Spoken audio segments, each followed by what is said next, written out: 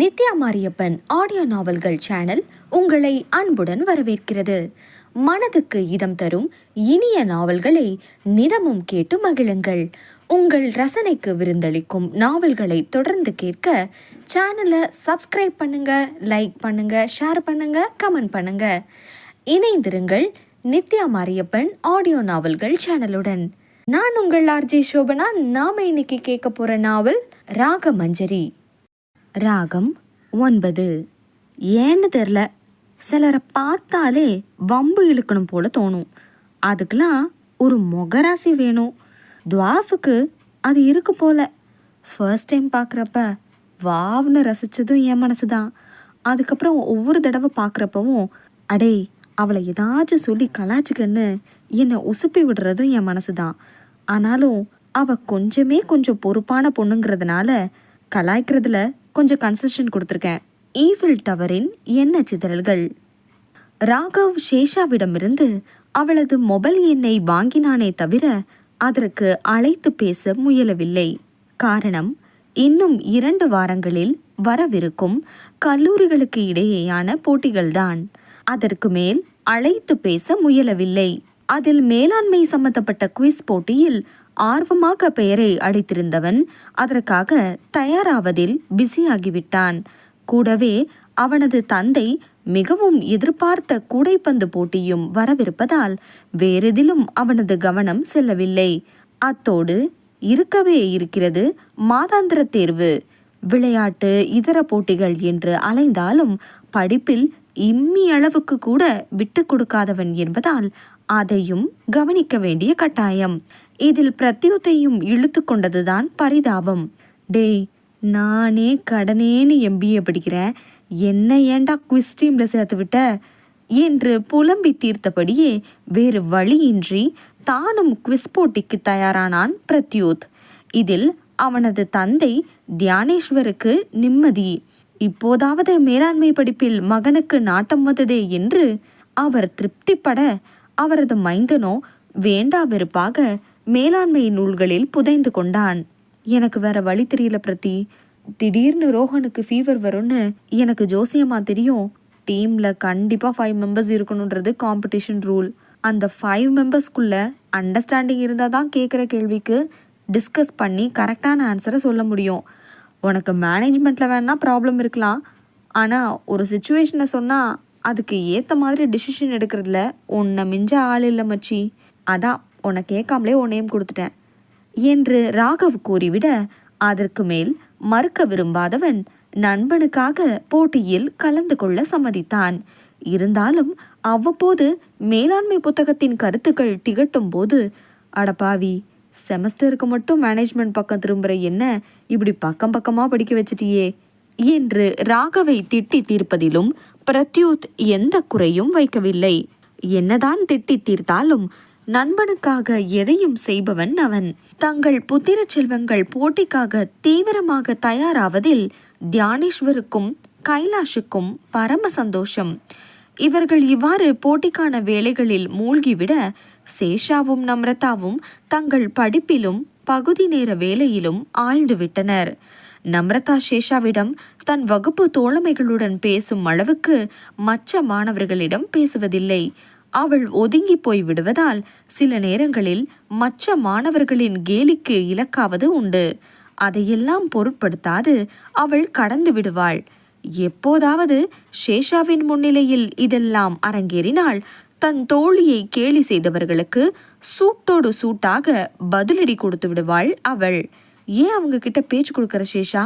கிண்டல் கேலி பண்றவங்களை கவனிச்சு அவங்களுக்கு பதிலடி கொடுக்கறது வெறி பிடிச்ச நாய்கிட்ட பேசுறதுக்கு ஈக்குவல் என்பாள் நம்ரதா. அதுக்காக அந்த வெறி பிடிச்ச நாய் கடிக்க துரத்துனா அமைதியா ஓடணுமா? கல்ல தூக்கி எரிஞ்சி நாயை ஓட ஓட விரட்டணுண்டி. இது சேஷாவின் பதிலாக இருக்கும். அன்றும் அவ்வாறு ஒரு சூழல்தான் நூலகத்தில் நிலவியது. ஃப்ரீ ஹவர்ஸ் என்பதால் கடைசி 2 பாடவேளைகள் மிச்சம் இருக்கும் போதே நூலகத்திற்கு வந்து வேலையை ஆரம்பித்து விட்டனர். சேஷா புத்தகங்கள் எடுப்பதையும் திருப்பி அளிப்பதையும் கணினியில் பதிந்து கொண்டு இருக்க, நம்ரதா திருப்பி அளிக்கப்பட்ட புத்தகங்களை அவற்றுக்குரிய இடத்தில் அடுக்கிக் கொண்டிருந்தாள். நூலகத்தில் ஆங்காங்கே பெரிய மேஜைகளும் நாற்காலிகளும் மாணவர்கள் அங்கேயே அமர்ந்து படிப்பதற்கு உதவியாக போடப்பட்டிருக்கும். அதில் மாதாந்திர சஞ்சிகைகளும் செய்தித்தாள்களும் வைக்கப்பட்டிருக்கும். சில சமயங்களில் மாணவர்கள் புத்தகத்தை அங்கேயே வைத்துவிட்டு சென்று விடுவர், அல்லது மேஜை நாற்காலிகளை ஒழுங்கின்றி போட்டுவிட்டு செல்வர். அவற்றை ஒழுங்குபடுத்துவது, புத்தகங்களை மீண்டும் அவற்றிற்குரிய அலமாரிகளில் அடுக்குவது என அன்றைய தினம் நம்ரதாவிற்கு வேலை சற்று அதிகமே. நூலகத்தில் பணிபுரியும் நூலகர் மற்றும் இதர பணியாளர்களுக்கு தேநீர் கொண்டு வந்த கேண்டீன் ஊழியர் ஷேஷாவிடம் 2 கோப்பைகளை கொடுத்துவிட்டு நகர்ந்துவிட அவளும் நம்ரதாவிற்கு கொடுக்க சென்றாள். தூசி மூக்கிலேற இருமிக் கொண்டிருந்தவளிடம் பேப்பர் கப்பை நீட்டியவள், டீ குடிச்சிட்டு தெம்பா இருமலாம் என்க நம்ரதாவும் வாங்கி அருந்த துவங்கினாள். அப்போது மேஜையில் வைத்த ஷேஷாவின் மொபைல் சினுங்க நம்ரதா அதை எடுத்தாள். தொடுதிரையில் மம்மி காலிங் என்று வரவும், ஷேஷா அம்மா கால் பண்றாங்கடி என்றாள். சேஷா இப்போது ஏன் அன்னை அழைக்கிறார் என்ற கேள்வியுடன் மொபைலை வாங்கி கொண்டு நூலகத்தை விட்டு வெளியேறினாள். அங்கே அமைதியை கடைபிடிக்க வேண்டும், மொபைல் பயன்படுத்தக்கூடாது என்பது விதி. அவள் வெளியே செல்ல நம்ரதா தேநீரை சுவைத்து குடித்தாள். காலியான பேப்பர் கோப்பையை குப்பை தொட்டியில் போட்டுவிட்டு வேலையை ஆரம்பித்தாள். அப்போது படிக்கும் பகுதிக்கு சில முதுகலை மாணவர்கள் உரத்த குரலில் பேசியபடி வரவும் அவளது கவனம் கலைந்தது. மச்சி, ஹெல்பவுண்ட் சீரீஸ் பாத்தியாடா? வெறித்தனமா இருக்குடா. அட பாவி, நீ இப்பதான் ஹெல்பவுண்டே பாக்குறியா? டேய், இவனை பத்தி உனக்கு தெரியாதா? நம்ம எல்லாருக்கும் 1 மாசத்துக்கு முன்னாடி தெரிஞ்ச விஷயத்த சார் லேட்டா தான் தெரிஞ்சுப்பாரு. அதுக்கப்புறம் நம்ம கிட்ட வந்து சிவாஜி செத்துட்டாரா அப்படின்ற லெவலுக்கு ஒரு ரியாக்ஷனை கொடுப்பான். அவர்களின் உரத்த குரல் பேச்சு படித்து கொண்டிருந்த இதர மாணவர்களுக்கு இடையூறாக இருக்க நம்ரதாவின் கவனம் அவர்கள் பக்கம் திரும்பியது. நேரே அவர்களிடம் வந்தவள், லைப்ரரியில் இப்படி சத்தமாக பேசாதீங்க, புக் படிக்கிறவங்களுக்கும் நோட்ஸ் எடுக்கிறவங்களுக்கும் டிஸ்டர்பாக இருக்கும் என்றாள். அதுதான் அவளது வேலை. ஆனால் வந்திருந்த மாணவர்கள் அதை உணராது அவர்களில் ஒருவன் எகிர துவங்கினான். ஏ, எங்களே அதிகாரம் பண்றியா? டேபிள் சேரை நகர்த்தி போட்டு புக் அடுக்கி நீ சம்பாதிக்கிற காசு இருக்குல்ல, அந்த காசு நாங்கள் கட்டுற ஃபீஸ்ல இருந்து வாங்கிக்கிறது தான். ஸோ இன்டைரக்டா நாங்கள் உனக்கு முதலாளிங்க மாதிரி. முதலாளிங்க முன்னாடி சர்வெண்ட் வாயை திறக்கலாமா? சொல்லுங்கடா. நம்ரதா முகம் கருக்க நிற்கையிலேயே அந்த கூட்டத்தில் இன்னொரு ஜால்ரா அவளை கேலியாக பேச ஆரம்பித்தான். டேய், இந்த பொண்ணு எப்பவும் இப்படி தாண்டா ஆர்டர் போடும். லாஸ்ட் வீக் நான் புக் ரிட்டர்ன் பண்ண வச்சப்ப எனக்கு பெனால்ட்டி போட வச்சிட்டா. ஓ, நீ என் ஃப்ரெண்டையே பெனால்ட்டி பே பண்ண வச்சிட்டியா? இப்போ நான் இந்த புக்கை தூக்கி வீசுறேன், என்னையும் பெனால்ட்டி பே பண்ண வைப்பியா என்றபடி புத்தகத்தை தூக்கி வீசினான். அந்த பெரிய புத்தகம் தொப்பென்ற சத்தத்துடன் மேஜை மீது விழவும் மீண்டும் மாணவர்களின் கவனம் கலைந்தது. புக்கை ஒழுங்கா யூஸ் பண்ணலனா நான் லைப்ரரியன்கிட்ட கம்ப்ளைண்ட் பண்ணுவேன் என்றாள் நம்ரதா எரிச்சலுடன். பாரா, உன்னையே மிரட்டுறா. நம்ரதா சொன்னதோடு நிற்காமல் நேரே நூலகரிடம் போய் நின்றாள். சார், அங்கே இருக்கிற சீனியர் செல்லர் லைப்ரரியில் அரட்டை அடிக்கிறாங்க, சைலண்ட்டாக இருங்கன்னு சொன்னதுக்கு புக்கை தூக்கி வீசுகிறாங்க. அவள் சொன்னதும் அந்த இடத்துக்கு வந்த நூலகர் அவர்களிடம் விசாரிக்க அவர்களில் தலைவன் போல இருந்தவனோ, சார், இந்த பொண்ணு பொய் சொல்லுது என்றான் வாய் கூசாமல். நான் பொய் சொல்கிறேனா? நான் பொய் சொல்கிறேனா இல்லையான்னு சிசிடிவி ஃபுட்டேஜ் பார்த்துட்டா தெரிஞ்சிடும் சார் என்றாள் நம்ரதா அசராமல். இப்போது அந்த மாணவர்கள் பம்மவும் நூலகர் அவர்களை தனது இருப்பிடத்திற்கு அழைத்து சென்றார். லைப்ரரி ஸ்டாஃபை மரியாதை இல்லாமல் நடத்தினதுக்கும் லைப்ரரி ரூல்ஸை மீறினதுக்கும் உங்களுக்கு பெனால்ட்டி போட்டிருக்கேன். இன்னும் 1 மந்த் நீங்கள் 6 பேரும் லைப்ரரி பக்கமே வரக்கூடாதுன்னு உங்களை பிளாக் மார்க் பண்ணியிருக்கேன். பெனால்ட்டியை ஆன்லைனில் பே பண்ணுங்க, இல்லைனா நம்ம காலேஜ் பக்கத்தில் இருக்கிற பேங்க் பிரான்ச்சில் கட்டிடுங்க. All of you may go now. Sir sir sir, மாணவர்கள் இழுக்க, I don't need your explanation, get out என்றார் நூலகர் கராராக. அவர்கள் குரோத பார்வையை நம்ரதாவிடம் வீசிவிட்டு அகல, அவளோ அதை கண்டுகொள்ளாது விட்ட வேலையை தொடர ஆரம்பித்தாள். இந்த கலவரம் முடியவும் சேஷா நூலகத்திற்குள் நுழைந்தாள். முகம் வாட வந்தவளிடம் நம்ரதா என்னவென விசாரிக்க அவளோ அன்னை கூறிய தகவலை அவளிடம் கூறிவிட்டாள். நான் அம்மா கிட்ட பேசுறது அப்பாவுக்கு தெரிஞ்சிருச்சு ரதி. என் மொபைல் நம்பரை வச்சு நான் எங்கே இருக்கேன்னு கண்டுபிடிக்க போறாராம். அப்படி கண்டுபிடிச்சாதான் என்ன? இனிமே அவங்களால உன்னை எதுக்கும் கட்டாயப்படுத்த முடியாது சேஷா.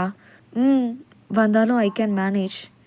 வேலை நேரம் முடிந்து மதிய உணவு இடைவேளைக்காக கிளம்பினர் இரு தோழிகளும். கேன்டீன்ல ஏதாச்சும் ஸ்நாக்ஸ் வாங்கிட்டு போவோம் ரதி என்றாள் சேஷா. இருவரும் கேன்டீனுக்கு சென்ற போதுதான் அந்நிகழ்வு அரங்கேறியது. நூலகத்தில் நம்ரதா கூறிய புகாரால் தடை செய்யப்பட்ட மாணவர் கூட்டம் அவர்களை பார்த்ததும் அவர்களது மேஜைக்கு வந்தது. சேஷா அவர்கள் யாரென புரியாமல் நம்ரதாவை பார்த்தாள். எவ்வளோ திமிர் இருந்தா எங்களை லைப்ரரிங்கிட்ட போட்டு கொடுத்துருப்ப. அவ்வளோ பெரிய அப்பாட்டக்கரா நீ? ஆளையும் மூஞ்சியும் பாரு, முட்டை போண்டாக்கு கை கால் முளைச்ச மாதிரி. சிம்பான்சிக்கு சிஸ்டர்ல மாதிரி இருக்கிற இந்த மூஞ்சிக்கெலாம் எவன்டா லைப்ரரி அசிஸ்டன்ட் வேலை கொடுத்தான்? ஒரு பெண்ணின் தன்னம்பிக்கையை உடைக்க ஆண்கள் எடுக்கும் ஆயுதங்களில் முதலாவது அவர்களின் நடத்தையை விமர்சிப்பது, இரண்டாவது அவர்களின் தோற்றத்தை வைத்து மட்டம் தட்டுவது. அதில் இரண்டாவதை எவ்வித வெட்கமும் இன்றி அரங்கேற்றிய அந்த கூட்டத்தின் குப்பைத்தனமான பேச்சுக்கு நம்ரதா பதில் சொல்லவே இல்லை. அதற்கு மாறாக சேஷா சீர துவங்கினாள். Shut up idiot. என் ஃப்ரெண்டை பற்றி இவ்வளோ பேசுகிற நீ என்ன பெரிய ஹிருத்திக் ரோஷனா? ஓவரா பேசுறேன்னு வையன், பிரின்ஸுக்கிட்ட போய் கம்ப்ளைண்ட் பண்ணிடுவேன். நம்ரதா அவளை கையமர்த்த, நீ கொஞ்சம் சும்மா இருக்கியா என்று அவளை அடக்கினாள். என்ன ஓவரா கத்துற? ஃபீஸ் கிட்ட வக்கில்லாமல் பார்ட் டைம் ஜாப்ல வர்ற பிச்சை காசில் படிக்கிற உங்களை மாதிரி லோ கிளாஸுக்கெலாம் கோவமே வரக்கூடாது. திடுதிடுப்பென ஒலித்தது பிரத்யுத்தின் குரல். இரு பெண்களும் இவன் எப்போது இங்கே வந்தான் என்று திகைப்புடன் பார்க்க, அவனோ 3/4 ஹென்லே டிஷர்ட்டின் கைகளை மடித்து விட்டபடி அவர்களது மேஜைக்கு வந்தான். அவனை கண்டதும் முதுகலை மாணவர்கள் முறைப்புடன் நிற்க, சேஷாவோ, நல்லா நாக்க புடுங்குற மாதிரி கேளுங்க ப்ரோ, ரதி யாரோடையும் அவசியமா பேசக்கூட மாட்டா. அவளே கம்ப்ளைண்ட் பண்ணியிருக்கானா இவனுங்க எவ்வளோ அட்டுழியம் பண்ணியிருப்பானுங்க என்று எடுத்து கொடுத்தாள். நம்ரதாவோ சுளித்த புருவத்துடன் நின்று கொண்டிருந்தவனை முதல் முறை பார்ப்பதை போல நோக்கினான். பிரத்யோத்தின் கண்களில்தான் எவ்வளவு கோபம்! இவ்வளவு நாட்கள் மென்மையாய் நட்புடன் பார்த்து பழகியவனை கோபத்துடன் பார்ப்பது நம்ரதாவுக்கு பிடித்திருந்தது. அடுத்து என்ன செய்வான் என்ற குறுகுறுப்பும் ஆர்வமும் அவள் கண்களில் மின்னியது. அவளுக்காக கேள்வி கேட்கும் முதல் ஆடவன் அவளது கவனத்தை கவர்ந்ததில் ஆச்சரியம் எதுவும் இல்லையே. அவளது எண்ணம் எதையும் அறியாத பிரத்யூத் நம்ரதாவை மிரட்டிய மாணவனின் முன்னே நின்று, ஒருத்தங்களை ஆர்கியூமெண்ட்ல ஜெயிக்கிறதுக்கு அவங்களையோ அவங்களுடைய அப்பியரன்ஸையோ கீழ்த்தரமா பேசுறது தான் வழின்னு நினைச்சியா? இவ்வளோ ஹேண்ட்ஸமா ஸ்மார்ட்டா இருக்கிறல்ல, ஆனா மனசையே எவ்வளோ அழுக்கா இருக்கு உனக்கு. அழகுங்கிறது ஸ்கின் கலர்லையோ பாடி ஸ்ட்ரக்சர்லையோ இல்லை இடியட். அது ஒருத்தவங்களோட பிஹேவியர்ல, நல்ல குணத்துல தான் இருக்கு. அப்படி பார்த்தா இந்த நிமிஷம் உலகத்திலேயே அகோரமான மனுஷனா நீ தான் என் கண்ணுக்கு தெரியுற. லிசன், இன்னொரு தடவை நீ நம்ரதா கிட்ட இந்த மாதிரி டோன்ல பேசின, இப்போ ஜஸ்ட் லைப்ரரியில தான் பிளாக் மார்க் வாங்கியிருக்க, அடுத்த தடவை பிரின்ஸுக்கிட்ட பிளாக் மார்க் வாங்குற நிலைமைக்கு வந்துடுவ. பி கேர்ஃபுல் என்றான். அது அறிவுரையா எச்சரிக்கையா என்பதை அந்த மாணவன் மட்டுமே அறிவான்.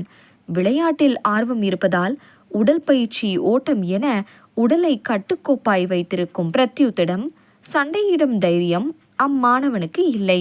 இருந்தாலும், என்ன பொண்ணுங்க முன்னாடி சீன் போடுறியா? இருடா, எனக்கும் ஒரு காலம் வரும் என்றபடி அங்கு இருந்து தன் கும்பலுடன் நழுவ முயன்றவன் பின்னால் கிடந்த மேஜை இடித்து கீழே விழ, பஞ்ச் டயலாக் பேசுறதுக்கு முன்னாடி ஒழுங்கா நடக்க கத்துக்கோங்க என்றாள் சேஷா நமட்டு சிரிப்புடன். சொன்னதோடு பிரத்யுத்திடம் அவள் ஹைஃபை கொடுக்க, இதற்கு மேல் அவமானத்தை தாங்க இயலாமல் அந்த கூட்டம் ஜகா வாங்கியது. அவர்கள் அகன்றதும் நம்ரதாவிடம் பொரிய ஆரம்பித்தான் பிரத்யுத். உனக்கு கொஞ்சம் கூட கோவமே வராதா நம்ரதா? அவன் உன்னை இவ்வளோ இன்சல்ட் பண்ணுறான், நீ கல்ல மாதிரி உட்காந்துருக்க. இத்தனையோண்டு செல்ஃப் ரெஸ்பெக்ட் இருந்தால் கூட நீ எதிர்த்து பேசியிருப்ப. ஹலோ, நான் உன்கிட்ட தான் பேசிகிட்டு இருக்கேன். ஏன் இவ்வளோ டென்ஷன் ஆகுற? என்னோட கோவத்தை நான் மூணாவது மனுஷங்க கிட்ட காட்டுறது இல்லை. சம்மந்தம் இல்லாதவங்க கிட்ட கோவப்பட்டு அவங்களுக்கு இம்பார்ட்டன்ஸ் கொடுக்க எனக்கு பிடிக்காது. அதான் சைலண்ட்டாக இருந்துட்டேன். இப்போ என்ன, எனக்காக சேஷா சண்டை போட்டா நீ கூட மிரட்டி அனுப்பி வச்சிருக்கியே, இது போதாதா என்று சொல்லிவிட்டு தோளை குலுக்கினாள் நம்ரதா. இம்பாசிபிள், ஒரே குரலில் மொழிந்தனர் பிரத்யுத்தும் சேஷாவும். இந்த கலவரத்தில் நான் ஸ்நாக்ஸ் வாங்க மறந்துட்டேன், இப்போ வந்துடுறேன் என்று சேஷா நகர பிரத்யுத்திடம் தனக்காக பரிந்து பேசியதற்கு நன்றி கூறினாள் Namrata. Your thanks is rejected. அமர்த்தலாக பிரத்யுத் மொழியவும் கண்களால் அவனிடம் இறைஞ்சினாள் நம்ரதா. கம் ஆன், நமக்குள்ள தேங்க்ஸ்லாம் எதுக்கு? படு தீவிரமாக அவன் கேட்க, you may be my friend, but அதுக்காகலாம் தேங்க்ஸ் சொல்லாமல் இருக்க முடியாது என்றாள் அவள். பிரத்யுத் கண்களை சுருக்கி கொண்டபடியே, நம்ம எப்போ இருந்த ஃப்ரெண்டானோ எனக்கு ஞாபகம் இல்லையே என்கவும், நீ என்னை ஹாஸ்பிட்டலுக்கு கூட்டிகிட்டு போனேன்னு தெரிஞ்சதுக்கு அப்புறம் நான் உன்னை ஃப்ரெண்டாக தான் நினைக்கிறேன்ப்பா என்றாள் நம்ரதா. குறும்பு மேலிட அவளை ஏறிட்ட பிரத்யுத்தோ, ஃப்ரெண்டா மட்டும்தானா என்று கேட்க, வேற என்னவா நினைக்கணும் சார் என மிரட்டுவதை போல வினவினாள் அவள். நீ உடனே ஆங்கிரி மூடுக்கு போகாத ரதி, அது உனக்கு சூட் ஆகல. அவனது ரதியில் புன்னகை மிளிர்ந்தது நம்ரதாவின் இதழில். இங்கே இவர்கள் உரையாடி கொண்டிருக்க சிற்றுண்டி வாங்கும் இடத்தில் ராகவ் சேஷாவிடம் ஏதோ ஒரு விஷயமாக உதவு என கெஞ்சிக் கொண்டிருந்தாள். பதிலுக்கு அவளும் சளைக்காமல் சில நிபந்தனைகளை விதித்தாள். நிபந்தனை விதிக்கும் அளவுக்கு அவளிடம் என்ன உதவிதான் கேட்டிருப்பான் ராகவ்?